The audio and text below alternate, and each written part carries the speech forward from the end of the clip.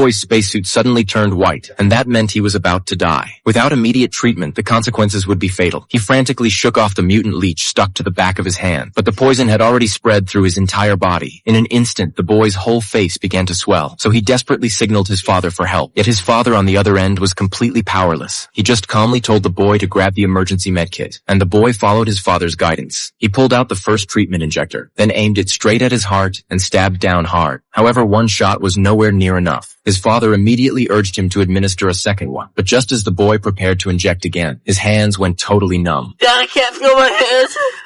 Press it into the ground. Seeing his son about to die right there, the father's palms were slick with nervous sweat. Luckily, the boy did exactly as his father said, and the second injection went in smoothly at last. Though the boy had just been pulled back from death's door by his father, there wasn't a trace of relief on the father's face, because 1,000 years later, Earth's day and night temperatures swing wildly. Even plants will activate their own self-protection mode, and if his son failed to reach the geothermal zone before dark, then there would be nothing left for him but death. Fortunately, his son's spacesuit color returned to normal, and he opened his eyes from the coma. Only then did the father finally breathe a little easier. Then he continued guiding him toward the geothermal zone 10 kilometers away, and Kitai obediently followed his father's words. But while checking his supplies along the way, he discovered 2 bottles of breathing fluid had cracked and leaked during the journey. This might mean he wouldn't make it to the end. Yet Kitai stubbornly hid the truth. For both his own life and his father's, he was willing to take that risk. But once he reached the edge of the cliff, his father confronted him about the lie face to face.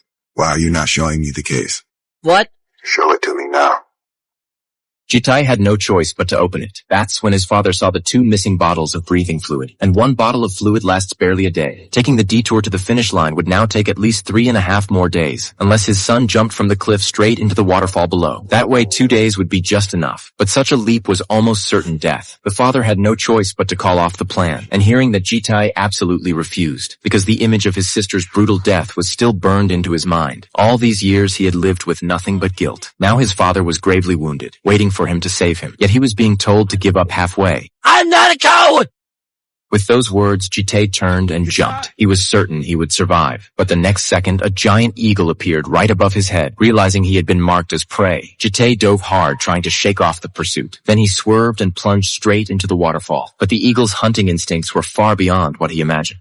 Kitai! When Kitai regained consciousness, he was already lying inside the eagle's nest.